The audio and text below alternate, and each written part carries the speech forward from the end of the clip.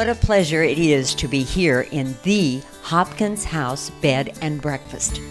This is a home that I've gone by for at least 38 years, and every time I went by, I always wondered what it looked like on the inside or the people who lived here.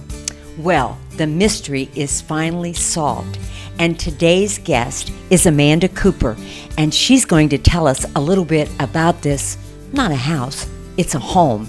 And Amanda, I know you have a personal history with this house. So let's begin with that question first. Tell me about your connection.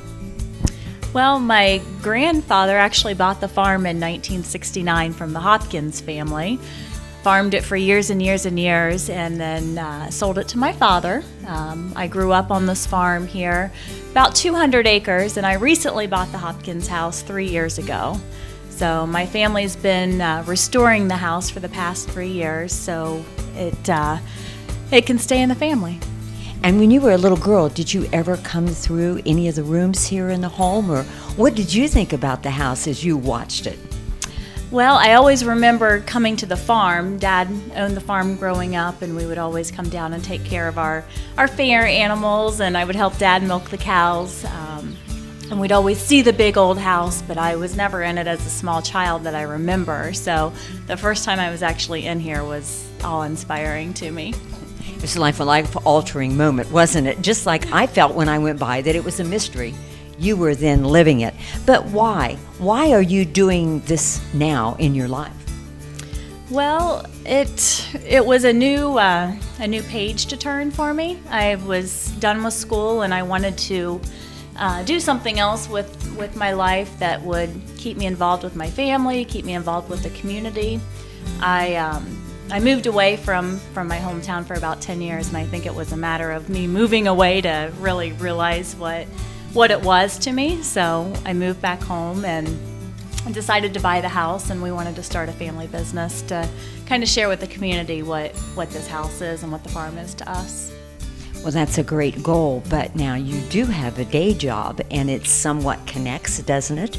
I do. I work at a country club during the day, and Mom and Dad both work as well. Dad still farms the 200 acres here. Mom teaches or does aftercare at the school with the YMCA. So we all have day jobs, but this really connects the three of us and keeps us busy as well.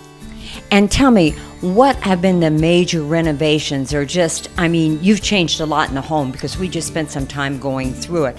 What do you think was the most difficult task? Oh my gosh. Probably the kitchen and bathroom area. We totally gutted them and started over again. We wanted to restore as much of the original house as we could. We didn't want to destroy the history behind the home, but some things, to be a modern working home, you have to start from scratch. So the kitchen and bathrooms are totally updated, and those were a big project. But the home is available to rent now as a bed and breakfast, and maybe rent isn't the proper term. Hospitality abounds here, I am sure. So tell us something unique, or what are some of your special dishes, perhaps? Well, breakfast is included in the rates for our overnight guest. Some people come here just for a weekend getaway out in the country. If they, grow up in the city and want a breath of fresh air, they come out here to the country. Sometimes a bride will rent it for her bridesmaids, or special events, guests come out to rent rooms as well. And you also have the rooms somewhat named, don't you? Tell me the names of one of the rooms. We do. We've got the sunrise room, the country room, the professor's room, as the house is named after the famous art professor, and the garden room overlooks our gardens. Well, tell us about the art professor. We really haven't touched on that, and this was Professor Hopkins, I take? Correct. Okay, so tell us about him.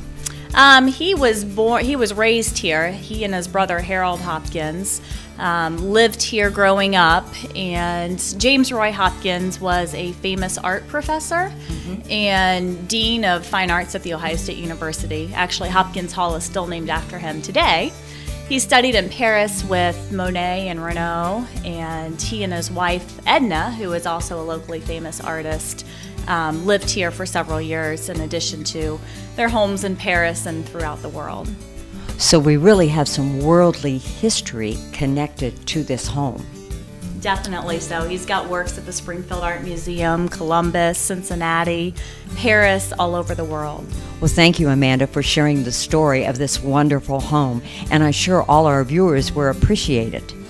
So, if you're looking for something really interesting, something with a story that includes world-renowned people, that includes Ohio State, that includes a family element, a farm, good food, great taste, I'd say you better come out and visit the Hopkins House Bed and Breakfast in Mechanicsburg, Ohio.